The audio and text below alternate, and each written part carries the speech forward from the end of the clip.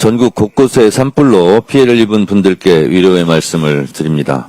강풍으로 불길을 잡기 어려운 상황 속에서도 화마와 사투를 벌이고 계신 모든 분들께 감사를 전하며 완전한 진화를 위해 끝까지 힘써 주시길 부탁드립니다.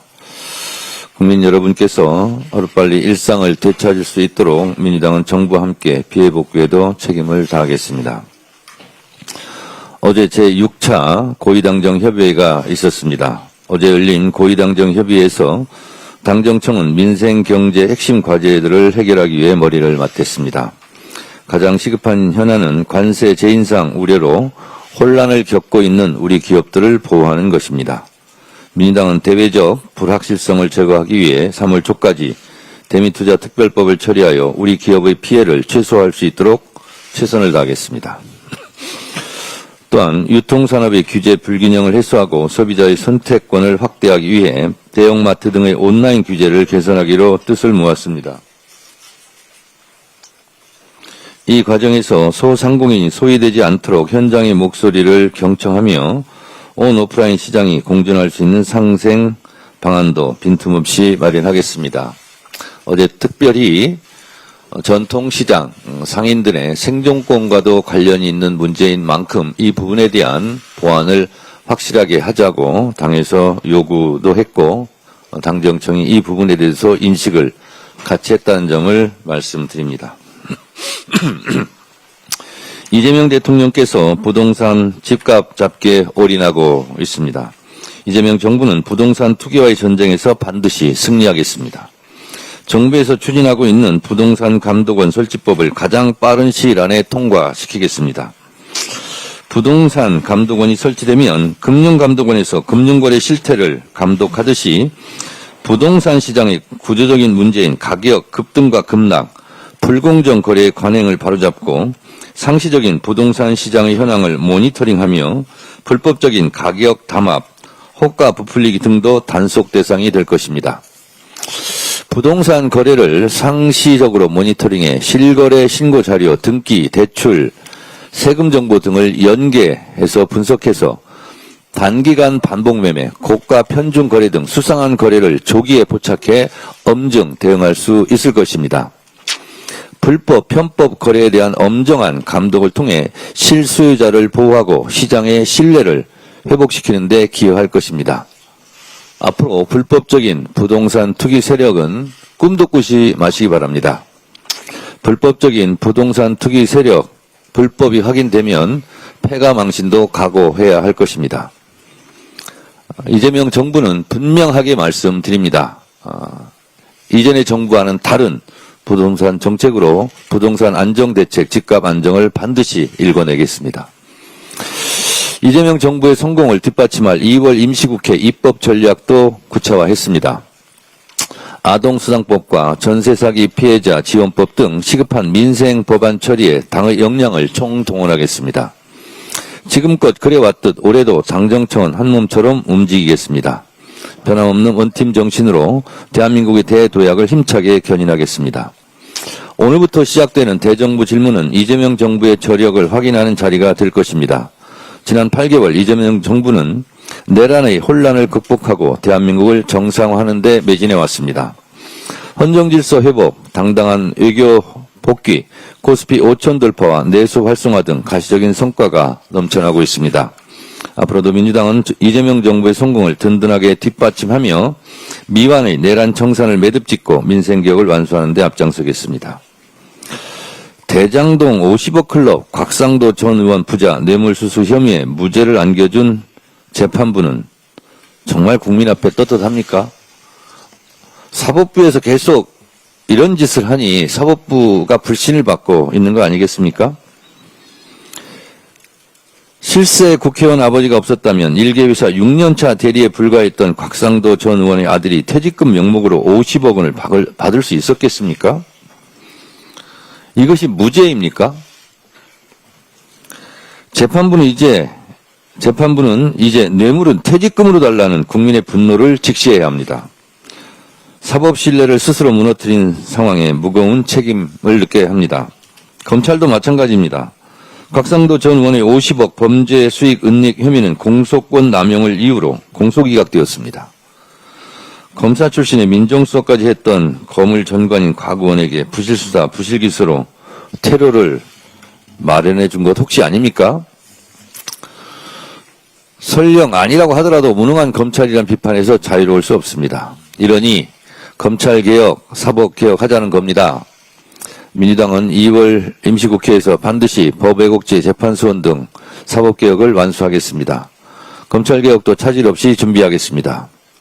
법이 평범한 국민이 아닌 강자, 권력자의 편에 서는 비정상을 반드시 바로잡겠습니다. 감사합니다. 다음 한병도 원내대표의 발언입니다.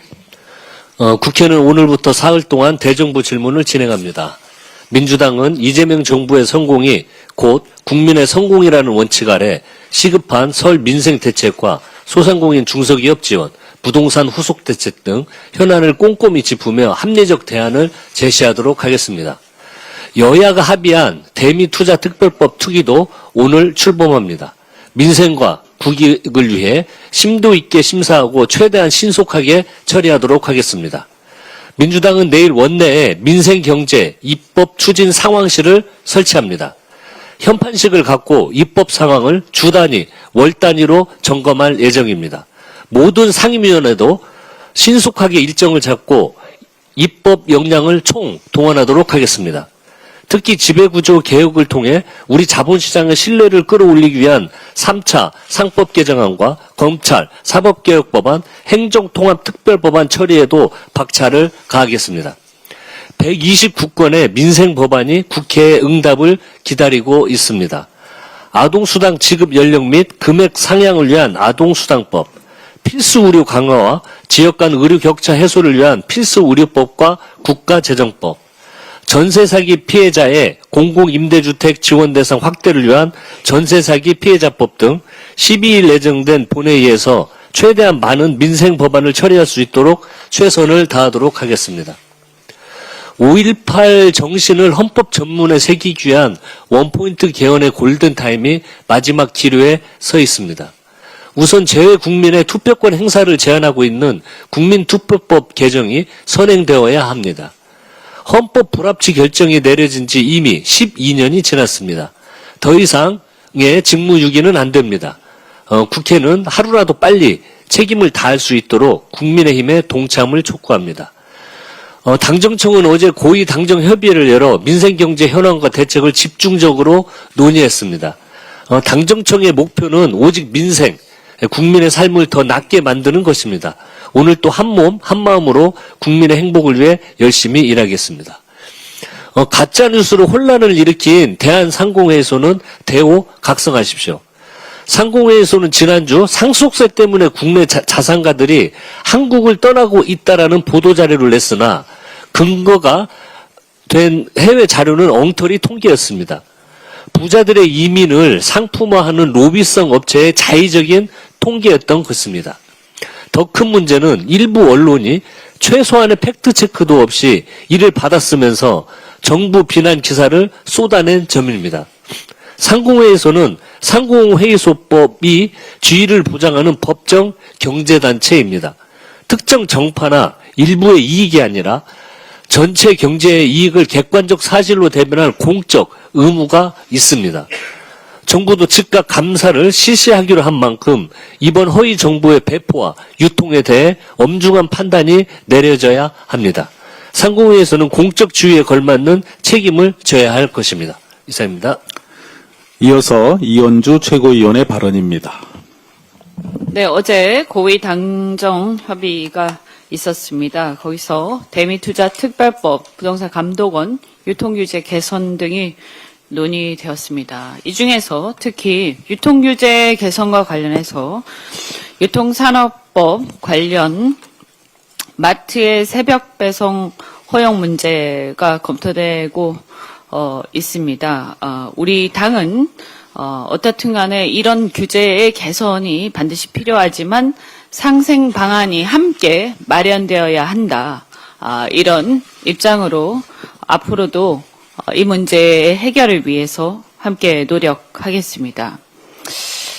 이 부분과 관련해서 사실은 이제 외국 온라인 유통기업의 사실상 국내에서의 어떤 새벽 배송 독점, 새벽 배송 시장의 독점이 이번에 우리가 쿠팡 사건으로 우리가 톡톡히 목격을 한 바가 있습니다. 외국 기업이란 이유로 이번 쿠팡 사태에서 온갖 전횡을 하면서도 전혀 성찰하지 않고 또 국내의 여러 조사 과정에 대한 협조조차 제대로 하지 않으면서 오만한 태도로 일관하는, 그리고 국내의 소비자를 무시하는 이런 태도를 우리 국민들이 보면서 땅을 치는 어떤 분노와 그런 서러움이 있었어도 이걸 어떻게 해결할 수 없는 그런 상당히 어려운 상황에 처한 것이 사실입니다. 이것은 왜 그러냐? 결국에는 그 해외 기업들의 독점으로 인해서, 시장의 독점으로 인해서 국내 기업들이 역차별을 받고 있기 때문입니다.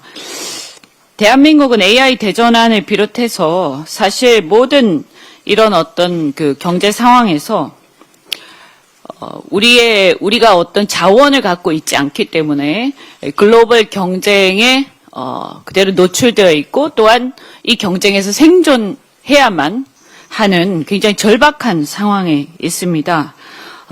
우리가 이 시장에서 고립되어서 살아남을 수 없는 것이 우리의 현실이기 때문에 이 문제를 극복을 해야 되고, 그리고 지금은 자국 중심주의입니다. 전 세계가 자국 중심으로 똘똘 뭉쳐 있기 때문에 우리도 역시 과거의 어떤 대중소기업 혹은 이런 어떤 유통산업에 있어서 국내에 어떤 갈등이 물론 있었습니다만, 지금의 어떤 시대적 흐름에 따라서 우리도 국내의 자국 기업들과 자국의 자영업, 자국의 시장 모두가 똘똘 뭉쳐서 이 상황을 반드시 극복해 가야 한다, 이렇게 생각합니다. 시대적 변화에 적응하면서 이 부분을 함께 상생해서 해결할 수 있는 방안을 꼭 지혜롭게 찾아야 합니다. 그래도 우리가 계속 느끼는 거지만, 그래도 국내 기업이, 한국 기업이 그래도 외국 기업보다 낫구나, 이런 걸 느끼지 않습니까? 상생 방안 중에서 이런 새벽 배송뿐만 아니라 여러 배송 시스템, 이 온라인 위주로 시장이 옮겨가고 있는 것에 대해서 우리의 재래시장, 전통 시장도 이런 시장의 변화에 적응할 수 있도록 지원하고 함께 모색하는 것이 굉장히 필요하다고 생각합니다. 이 부분에 대해서 지혜를 모아가도록 하겠습니다. 2차 종합특검으로 우리 당이 전준철 변호사를 추천한 데 대해서 대통령께서 강한 유감을 드러낸 것으로 언론에 보도되었습니다. 전준철 변호사는 쌍방울 김성태 회장의 변호인으로 김성태를 위해 대통령을 끌어들여 재판까지 받게 만든 인물입니다.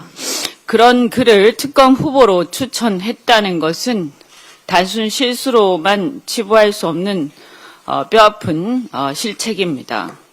우리 당과 대통령에게 심각한 정치적 부담을 주는 행위였으며 제2의 체포 동의안 가결 시도와 다름없다는 게 지금 당원과 지지자들의 시각인 듯합니다.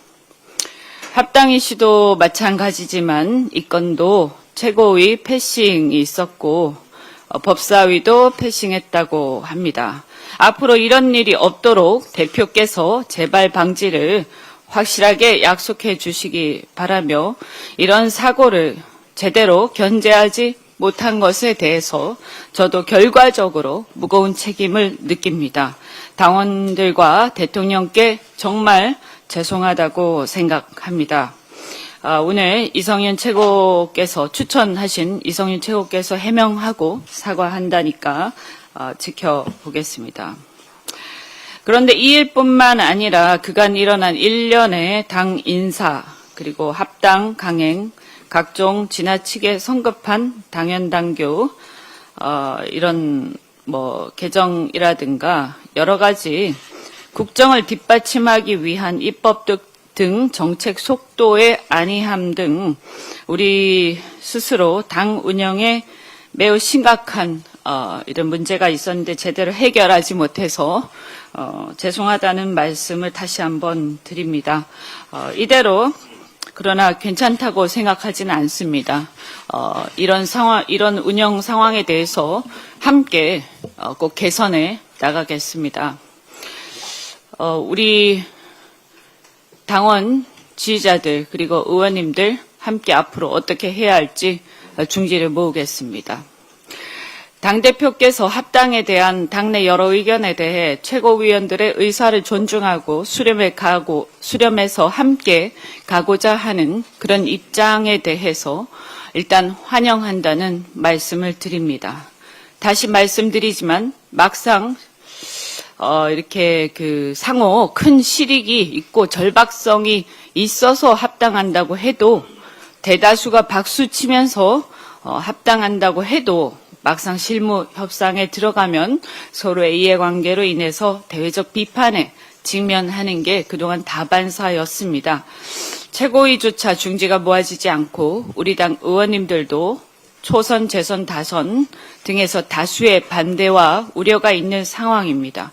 또한 여론조사 지표도 중도층 또 우리의 상당히 중요한 지역들 이런 2030 등 합당에 대해서 우호적이지 않은 상황에서 상당수의 당원들도 우려를 표방하고 있습니다.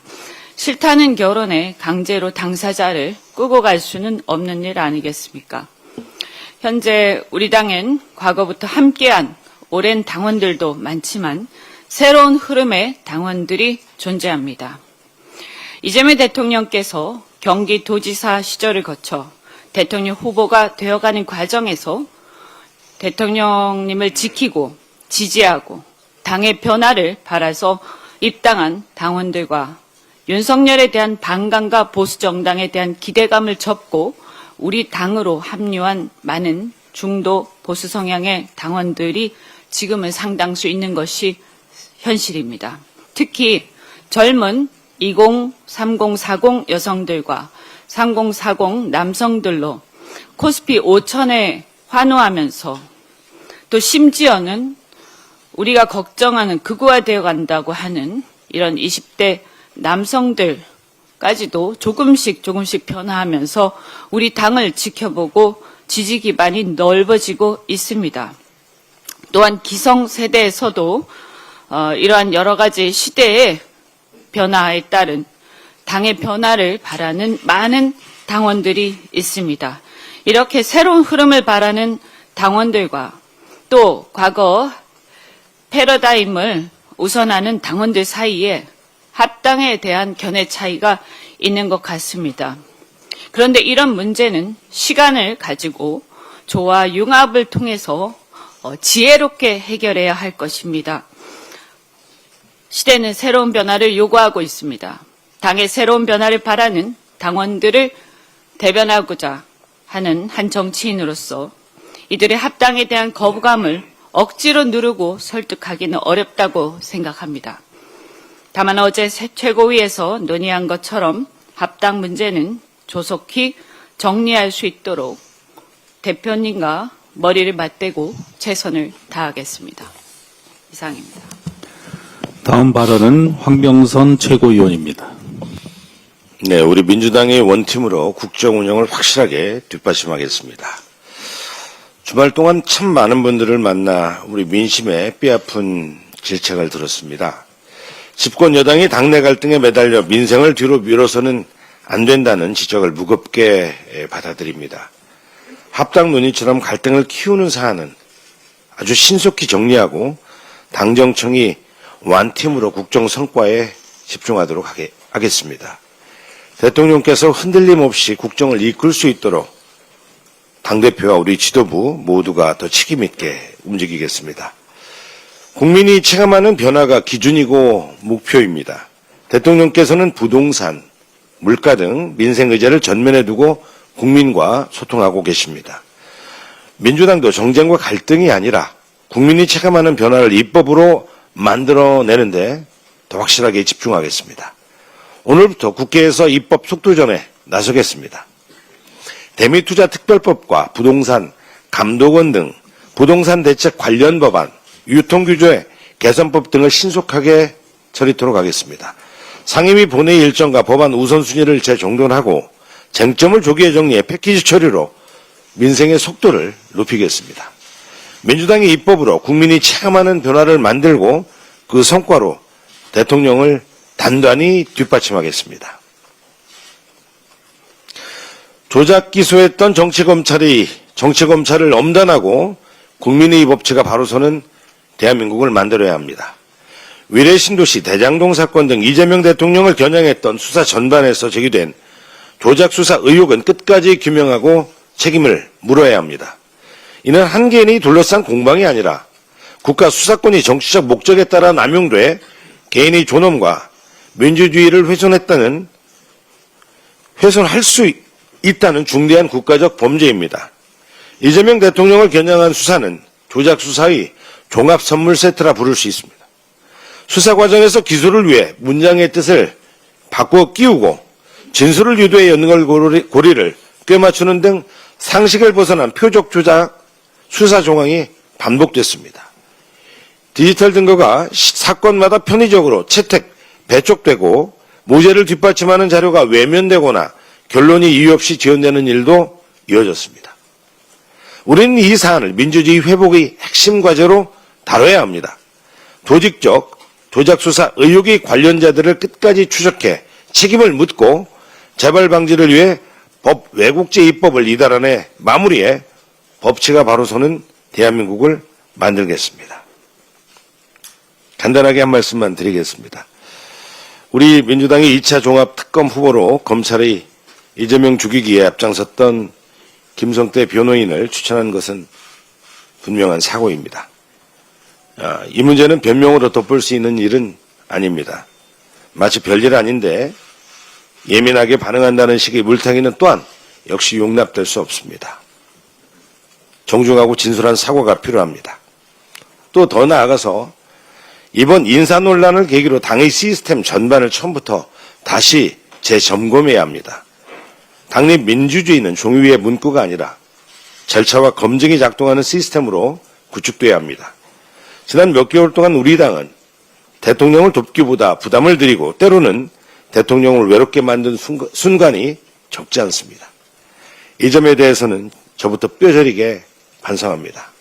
다시는 이런 기막히고 부끄럽고 미안한 일이 반복되지 않도록 깊은 자성과 함께 실효성 있는 재발 방지 대책을 즉각 마련할 것을 촉구합니다. 이상입니다. 강덕구 최고위원의 발언이 있겠습니다. 어제 고위 당정협의회가 있었습니다. 김민석 국무총리는 지금은 국정 성과를 내는데 집중해야 될 시간이라고 말하면서 당과 정이 모두 긴장하고 대통령 국정 운영을 뒷받침해야 한다고 말했습니다. 김민석 총리 그리고 강훈식 비서실장 모두 국회가 입법 속도를 높여야 한다라고 강조했습니다. 압도적 다수당인 집권여당 민주당이 할 일을 제대로 못하고 있다는 지적을 뼈아프게 받아들입니다. 지금 당이 무엇을 하고 있는지 어떻게 보여지고 있는지 냉정하게 돌아봐야 합니다. 우리 당은 합당 논의 합자도 공식적으로 시작을 안 했습니다. 그런데 조국 대표는 13일까지 공식 입장을 밝히라고 일방적인 통보를 했습니다. 분명히 말씀드립니다. 정치적인 근도를 넘어도 한참 넘었습니다. 민주당은 시스템 정당입니다. 조국 대표가 시한을 정했다 하더라도 민주당은 민주당의 원칙대로 하겠다라는 것을 분명히 말씀드립니다. 지금 정청래 대표께서 간담회를 통해서 의견을 듣고 소통하는 시간을 갖고 있습니다. 민주당은 민주당의 원칙대로 가고 있다는 점을 다시 한번 분명히 말씀드립니다. 김성태 전 쌍방울회장 변호인단에 이름을 올렸던 변호사가 우리 당이 추천한 2차 종합특검 후보였다는 사실, 제 상식과 원칙, 당원으로서 제 신념으로는 도저히 납득이 되지 않습니다. 최소한의 상황인식을 했다면 있을 수 없는 일이 벌어진 겁니다. 2차 종합특검 후보 추천, 비공개 합당 문건 문제, 당에 대한 신뢰와 원칙이 무너졌습니다. 무너진 신뢰는 말이 아닌 행동과 함께 할 때 회복할 수 있다는 점을 명심해야 합니다. 설 연휴가 일주일 앞으로 다가왔습니다. 설 밥상머리에 국민들께 민주당을 어떻게 이야기할지 두려운 마음으로 돌아봐야 합니다. 국민의 관심은 민생입니다. 국민은 성과를 기다립니다. 민주당은 철저하게 민생과 개혁으로 돌아가야 합니다. 국민 앞에, 역사와 시대 앞에 역할을 다해야 합니다. 이재명 국민주권 정부를 만들었을 때 그 마음으로 다시 초심으로 돌아가서 제대로 해야 됩니다. 지금은 이재명 정부의 시간입니다. 민주당은 이재명 정부와 함께 민생과 개혁이라는 큰 틀의 방향으로 모든 힘을 집중해야 할 시간입니다. 이상입니다. 이어서 이성윤 최고위원의 발언입니다. 전준철 변호사 2차 종합특검 추천과 관련하여 몇 가지 말씀드리겠습니다. 전준철 변호사는 검사 시절에 김건희 주가 조작 사건, 한동훈 채널A 사건 수사를 저와 함께 담당했던 검사입니다. 이로 인해 윤석열 정권에서 압수수색을 당하는 등 탄압을 받았던 변호사입니다. 전준철 변호사가 법인 소속 변호사로서 쌍방울 사건에 이름을 올린 건 본인의 해명처럼 이미 진행했던 동료 변호사들의 요청이었고 변론 담당 부분도 쌍방울 측 임직원들의 횡령 배임에 관한 것이었지 김성태 본인이나 김성태 대북 송금 조작 의혹 사건과는 무관한 부분이었다고 합니다. 그마저도 중간에 변론을 중단했다고 합니다. 일부에서 제기하는 것처럼 전준철 변호사가 대북 송금 조작 의혹 사건의 변호인이 아니었다는 점을 먼저 말씀드립니다. 제가 전준철 변호사를 2차 종합특검으로 추천한 것은 윤석열 김건희 수사를 할 때 서슬퍼런 윤석열 총장 하에서도 결코 소신을 굽히지 않고 강직하게 수사하였고 이번 2차 종합특검의 중요성에 비추어 적임자로 판단되어 원내대표실에 추천하게 된 것입니다. 그럼에도 정확한 팩트 확인 없이 전준철 변호사가 김성태 대북 송금 조작 의혹 사건을 변호했고 그런 변호사를 추천함으로써 마치 정치적 음모가 있는 것처럼 있지도 않은 의혹이 확산되는 데 대해 매우 안타깝게 생각합니다. 저는 누구보다 윤석열 김건희 정권에 맞서 싸워온 사람입니다. 저는 서울중앙지검장 시절에 윤석열 총장에 맞서서 윤석열 김건희 수사를 하다가 윤석열 사단에 의해 형사 기소되어 4년간 수사와 재판을 받았고 해임이라는 중징계를 받아 지금도 소송 중에 있습니다. 윤석열 정권을 심판하기 위해서 국회에 왔고 국회 법사위에서 윤석열 김건희와 맞서 치열하게 싸웠습니다. 국회 탄핵 소추단으로 윤석열 탄핵에 누구보다 앞장섰고 이번 1차 특검 수사의 미진함을 보고 2차 종합특검법을 대표 발의했습니다. 누구보다 윤석열 김건희의 내란과 국정농단에 대해 댓글까지도 청산하는 수사를 원했던 사람입니다. 이런 저의 삶의 궤적에서 보면 저에게 특검을 전가하는 과정에서 정치적 해석과 음모론적 의혹이 제기되는 것이 안타깝습니다. 그렇지만 한편으로는 소통이 부족했음을 느낍니다. 이번 2차 종합특검 추천 과정에서 좀 더 세밀하게 살피지 못한 점에 대해 유감스럽게 생각하고 앞으로 더 세심하게 살피겠습니다. 다음으로 문정복 최고위원의 발언이 있겠습니다. 김희수 진도군수가 공개석상에서 인구 소멸 대책을 말한다며 베트남, 스리랑카 쪽 젊은 처녀를 수입해 농촌 총각 장가를 보내야 한다고 발언한 사실이 알려졌습니다. 이 표현은 정책이 아니라 모욕입니다. 사람은 수입 대상이 아닙니다. 여성은 인구 정책의 도구가 아닙니다. 이주 여성은 결혼 노동의 자원이 아닙니다. 이 발언의 본질은 성인지 감수성 부족을 넘어 사람을 물건처럼 취급한 것입니다. 공직자의 말은 사회가 어떤 사람을 존중하고 어떤 사람을 대상화해도 되는지 기준을 만듭니다. 그 기준이 사람을 데려와 쓰자로 바뀌는 순간 차별은 우리 사회의 일상이 됩니다. 더 심각한 건 이 발언이 외교적 문제로까지 번졌다는 점입니다. 주한 베트남 대사관이 항의 서한을 보냈고 전라남도는 스리랑카 및 베트남 관련 대사관에 사과문을 전달하겠다고 밝혔습니다. 지역의 한마디가 국제적 결례가 되고 국내의 다문화 공동체에 상처와 불안을 키웠다는 뜻입니다. 또한 2월 10일 2주 여성단체가 진도군청 앞 규탄 집회를 예고했습니다. 그만큼 상처가 크고 그들의 분노는 정당합니다.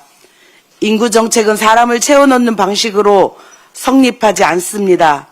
인권 존중과 성평등, 다문화 포용의 가치와 정면으로 배치되는 언행이 공직자의 입에서 반복된다면 지역의 미래도 신뢰도 함께 무너질 수밖에 없습니다.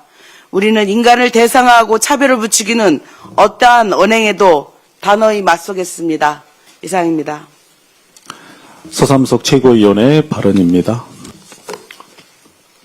네, 식량 안보와 관련해서 한 말씀 드리겠습니다. 농림축산식품부 2025 농림축산식품 통계연보에 따르면 24년 식량 작업률은 47.9%, 곡물 작업률은 21.6%로 모두 전년 대비 현저히 하락해 있습니다. 정부가 제시한 27년 55.5%, 27% 목표 달성은 현실적으로 쉽지 않은 상황입니다. 특히 쌀을 비롯한 주요 식량 작물 전반에서 작업률이 떨어지고 있다는 점은 매우 우려스러운 점입니다. 전 정부는 쌀값 하락과 구조적 과잉을 이유로 생산 조정 정책을 추진해 왔습니다. 그러나 쌀값이 조금만 회복되면 일부 언론과 일부 정책 논의에서 이를 물가 불안의 주범처럼 다루는 현상이 여전히 지금도 반복되고 있습니다. 농촌경제연구원 조사에 따르면 소비자의 70% 이상은 현재 쌀값을 적정하거나 비싸지 않다라고 인식하고 있으며 쌀을 포함한 농축수산물이 소비자 물가지수 산출에 차지하는 비중 역시 예를 들어 쌀은 0.42%, 그 밖에 배추는 0.13% 등으로 매우 낮아 있습니다. 쌀값 등을 물가 상승의 핵심 원인으로 보는 시각은 그래서 설득력이 떨어진다는 것입니다. 또한 생산 조정과 농지 축소 기조가 오히려 식량 작업 기반 약화로 이어지고 있다는 것을 지적합니다. 2022년 수립된 중장기 식량 안보 강화 방안은 재점검이 불가피하며 작물별 작업률 목표에 부합하는 필요 농지 면적을 재산정하고 생산 기반을 실질적으로 뒷받침하는 정책 전환이 시급합니다.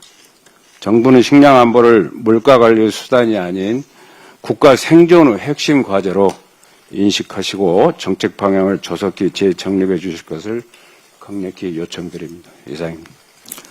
마지막으로 박지원 최고위원입니다. 대통령께서 최근 SNS를 통해서 부동산 문제에 관해서 정상화 의지를 거듭 밝히고 계십니다.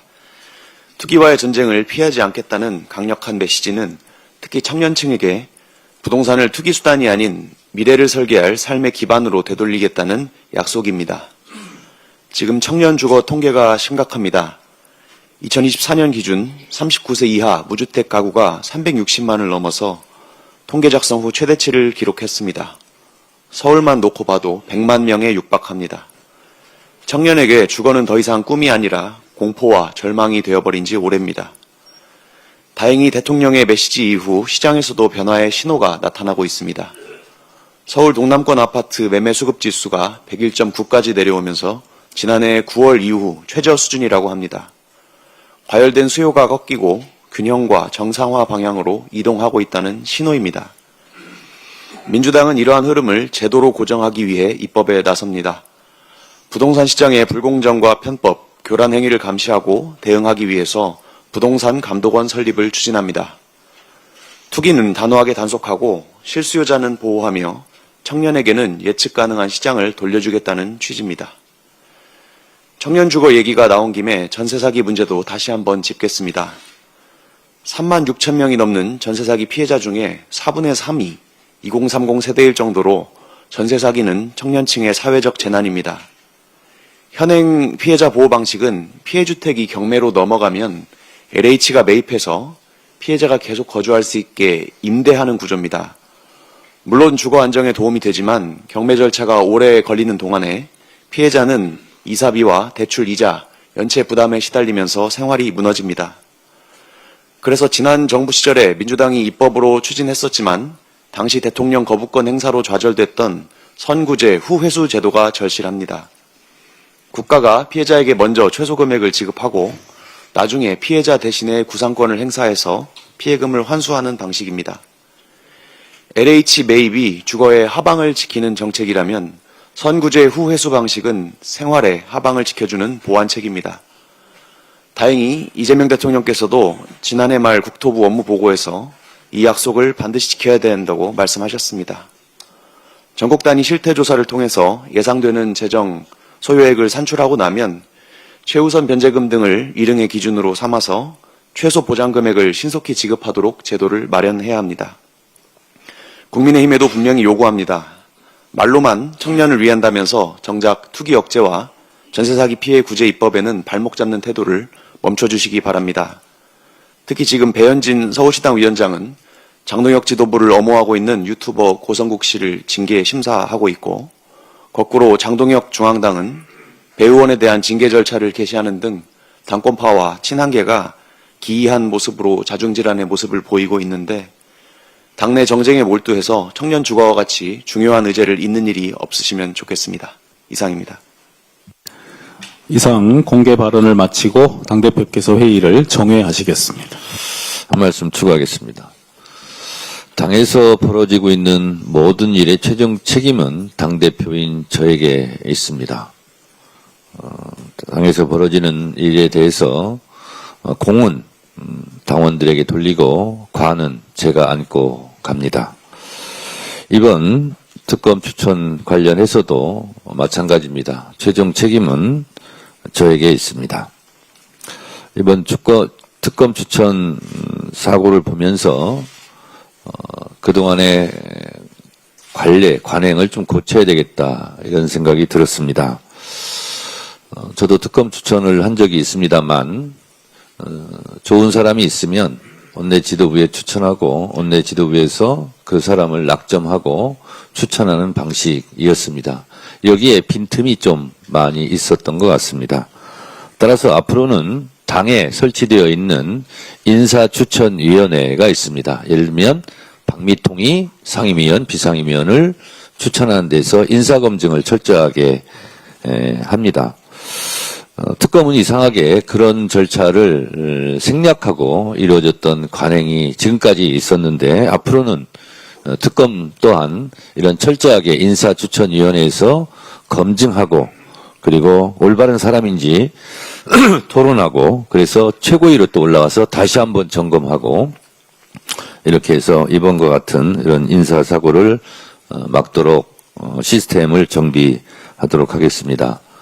이번 일에 대해서 당대표로서 어제 대통령께 누를 끼쳐 송구하고 죄송스럽다라고 사과를 드렸습니다. 오늘 다시 한번 대통령께 누를 끼쳐드린 점에 대해서 대단히 죄송하다라고 다시 한번 사과의 말씀 드립니다. 회의를 정의하겠습니다.